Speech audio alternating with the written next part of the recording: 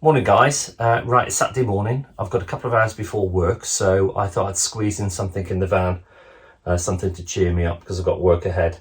So what I anticipate on doing is fitting the swivel base to the front seat, the driver's seat. I've ordered a couple of swivel bases, but this one is the only one I could get at the moment, and it comes from RJ Camper Solutions. I think I've got that company right. They're a very busy company. So they didn't want too much promotion, to be honest, and I can't really blame them. There is a waiting list for the double seat, and I'm on that waiting list now, but that's going to be 2 to 3 months, I should imagine, at the least.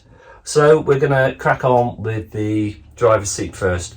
I don't anticipate this being too much of a problem. The only problem I predict, or rather R&J predict, is there is an electric socket underneath the seat. That is for the seatbelt sensor, but also on mine, mine's electrically assisted as well for the positioning. Now, I thought what they do recommend is you either snip that block off and you reconnect it, or you try and shimmy the wires about. I haven't looked at it yet, so I don't know what I can do. But I have tried it without the keys in, and you'll hear, you may hear, that's still working with no ignition on, which tells me if I go cutting wires that are live, my hair might grow back.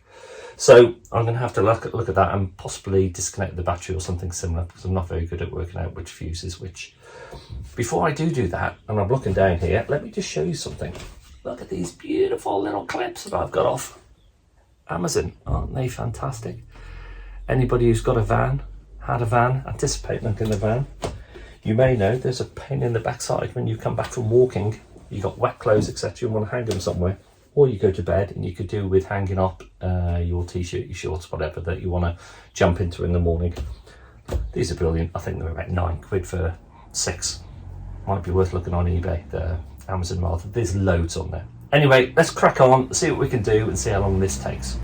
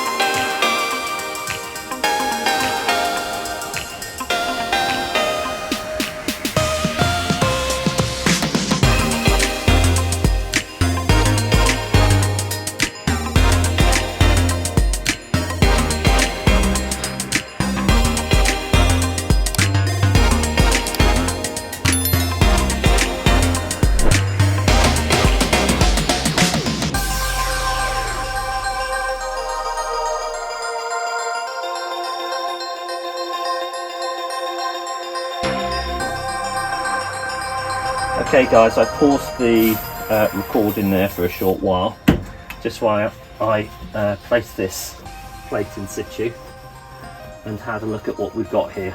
And just so you're aware, if you were thinking of getting one, clearly you will see the obvious mistake I made. We don't need to cut the live side of the block. Noisy. The live side of the block. We will, if we need to cut the other side, if I can't fish the block off on the seat side, then I will cut the other side. So no issue with disconnecting batteries, removing fuses or anything similar. The other thing is, this is a seating block, and there's a bit of weight to this. You'll see the hole we need to get the wire through, and that's why the block needs to come off it. These are the nuts that keep this in place and secure. I'll show you that later. They say that the sticker needs to go at the front, and we have locating blocks that fit inside the rails. I was looking for them for some time before I realised they're actually fitted to the plate. Oh dear, it's early, that's all I can say. I would imagine that they actually fit on that way round, so that they're sort of in the rails. And these are an Allen key fixture. What have I got? I brought in a selection of Allen keys. There we go. So they're Allen keys that we need to tighten those in with. So that's what we're going to do. Let's jog on with this and see how we get on.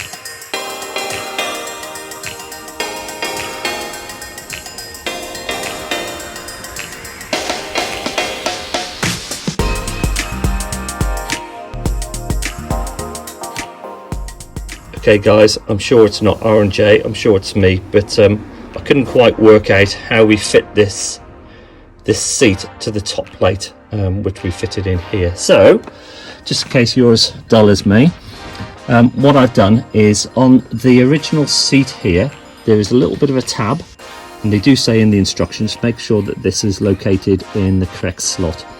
You'll find a slot in this bracket here, and that will fit in nicely so that the seat isn't moving too far backwards and forwards. It's located in that locking position there. Then ensure the seat is pushed fully forward, making sure that these rails are equidistant from there, or the same distance I should say, from the sliding mechanism. We can see our knot there, and then we get our securing nut. It does go that way around, so top hat way around if you like. Line it up, and then we'll thread our nut underneath here, our bolt rather, underneath here, straight into that. And the important part is we make sure that is completely lined so that the sliding mechanism will go over the top of it.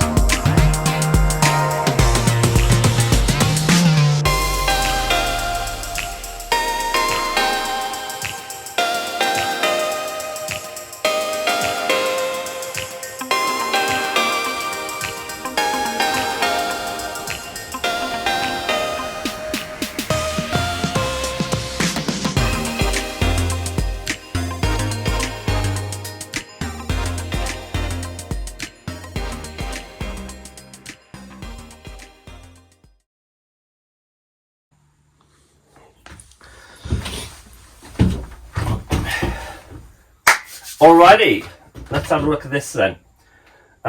This is going to be the first turning of this seat on this swivel base. So I wanted to bring you along with me just so that you can experience it as well on that first occasion. We can all have a look and see what issues we face, if at all any.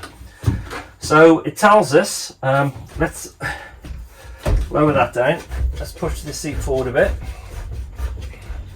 It tells us to make sure it's in gear, the ignition is off, and handbrake down. I hope it's in gear, otherwise we're going to roll forward. The bus is going to hit us, but it's going to be great for the channel if that does happen. As long as nobody dies. Push the seat forward, and once we've done that, we take out the 4 securing bolts. There we go. To the front, which is why we push it forward. Push the seat back so that it's over the seat post, seat box rather. Oh, I guess that's so that it spins nicely. Take out the 2 at the back. I should say the cable isn't fitted yet. That's something I'll do at a later date because the block won't go through the centre hole. It's a little bit too large.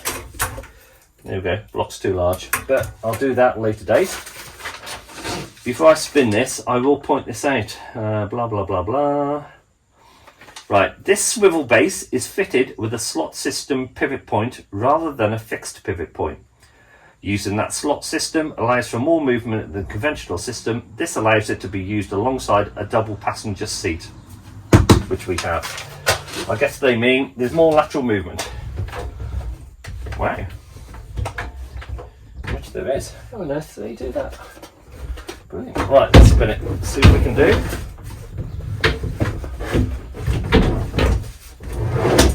Oh, come on. That's nice, isn't it? Right, make sure that this plate is level with the front. And then, there we go. Bolt straight in.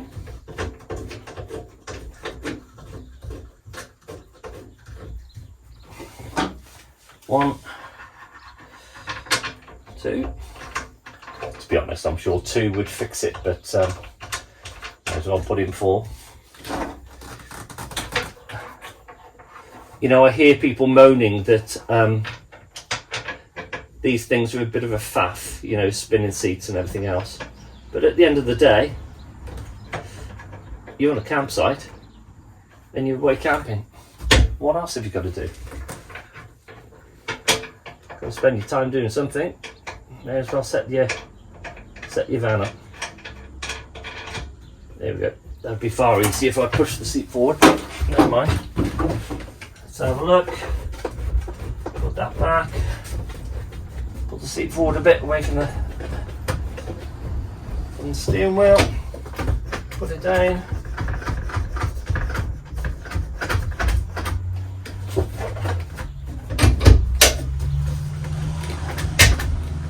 Oh! Hey! Brilliant. Fantastic. Now then, I don't know if you can see my feet dangling here. I'm 6'3", they don't usually dangle on the floor or above the floor. But that's because the cab area is higher than the load space in a crafter, which means we need to build the floor up. That's something I'll be doing at a later date, obviously. This, however, is a bit of a game changer. What I will say is I need the appropriate tools really to make sure that this is secured properly. They will say, I think it needs to be secured to 45 Newton meters, I think. Yeah, base to be fitted with a torque wrench really, so that we can measure this being tightened to 45 Newton meters. I don't have a torque wrench.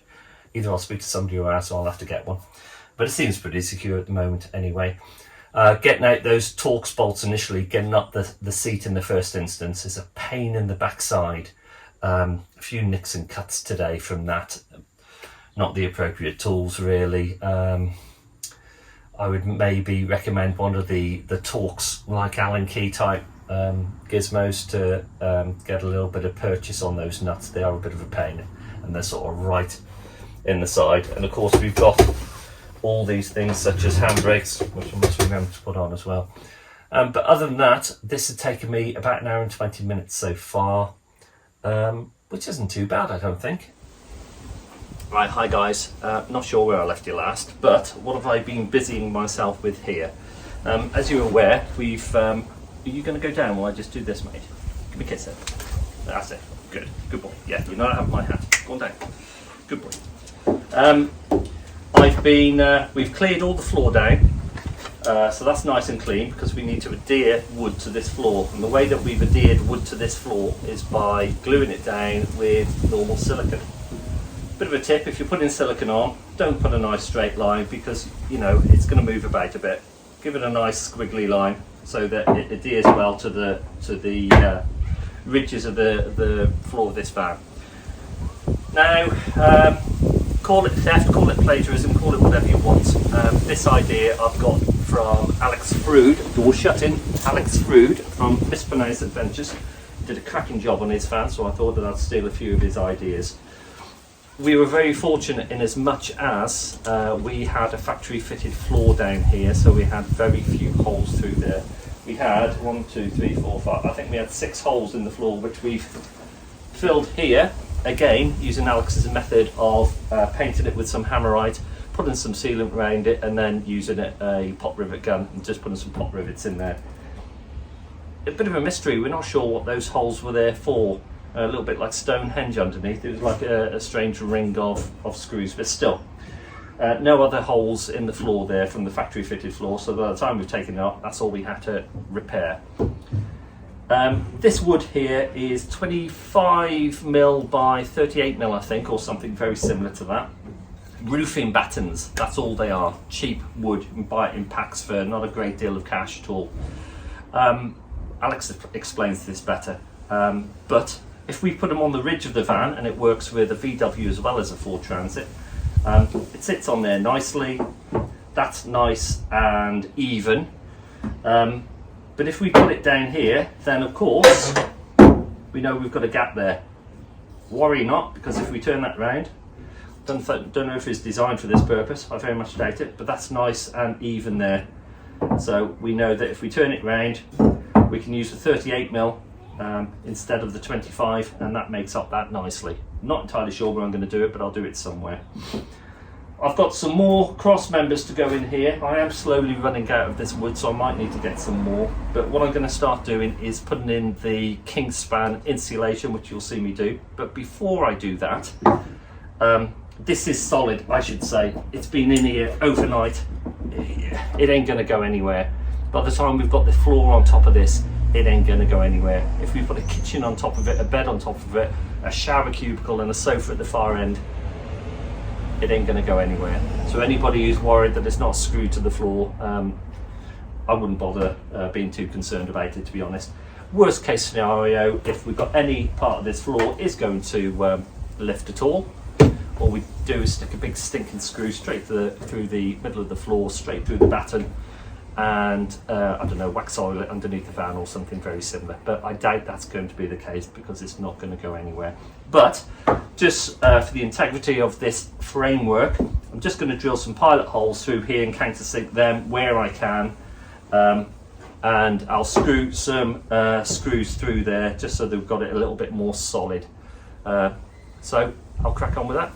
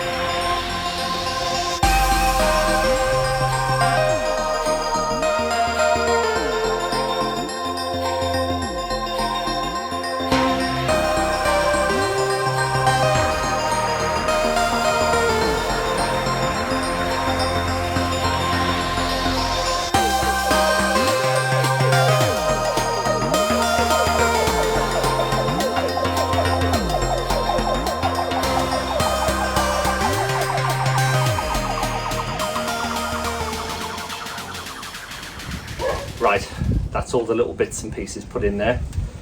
That's all I'm going to do for now. I've got to do some cuts over the far end, but I'll do that later. Ruth has taken Rafi for a walk. It's a bit backbreaking using my workshop vac, so I'm using the house vac, but I've got to get it done before she comes here. I don't think she ever watches these videos anyway, so it should be clear, but it's our secret. Got it?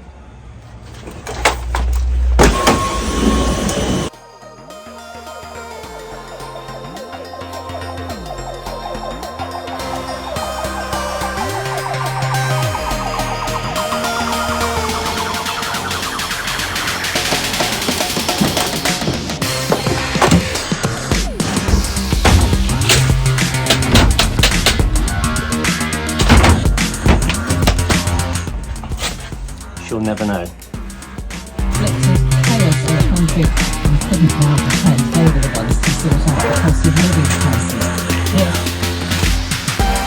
Right. This is boring shit that's going on here. So I'm not even going to bother speeding it up, putting it on a time lapse. It's horrible stuff. It's horrible stuff to peel off. It's quite thin. You have to make sure that the profile's right, because if you push in, you're going to split it. So yeah, it's going to be a timely process, but I'll get this done and I'll show you the finished result.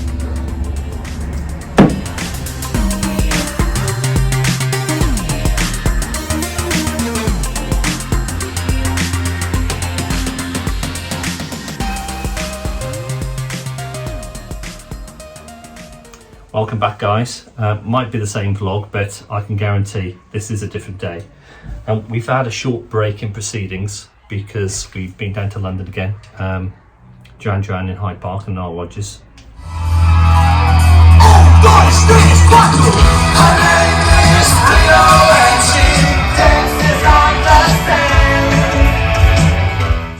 Okay, that's enough of that. Wasn't my decision to go, but quite a good day to be honest.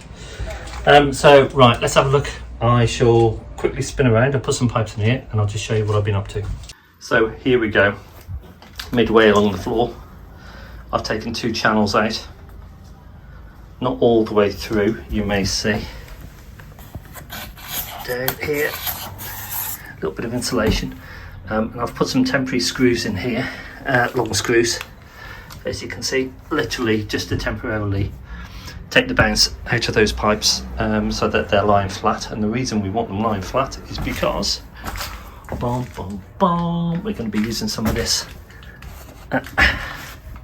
expanding foam just to fill the gaps in there, insulate the pipes, make sure that they're not going to rattle on the bottom of my floor, boom boom boom, when the floor goes down. So let's have a look, see what we're going to do there. Alright, shake can for 30 seconds they say.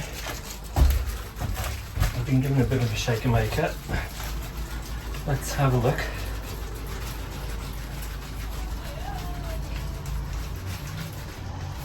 Upside down. Am I missing something? Oh, half wit. Right, there we go.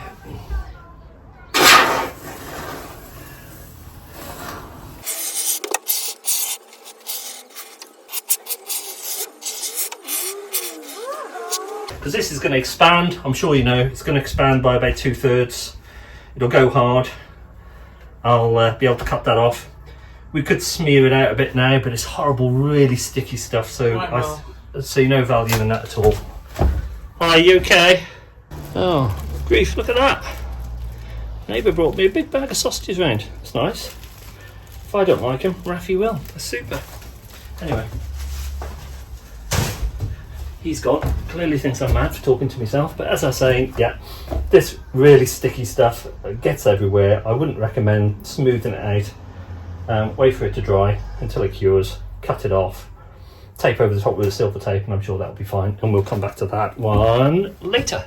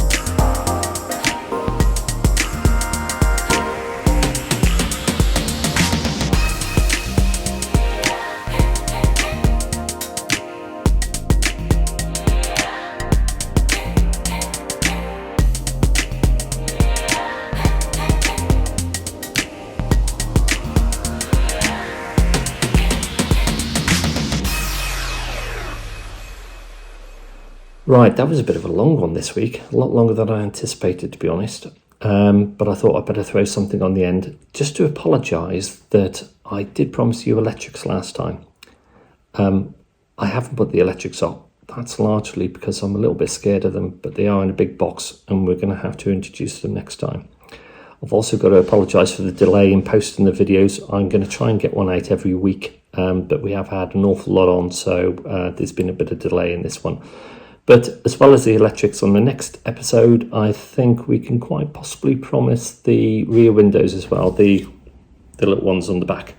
So come and join us next week if you're interested in that, and we'll see what we can do. Thanks for watching, guys. Take care. Bye-bye.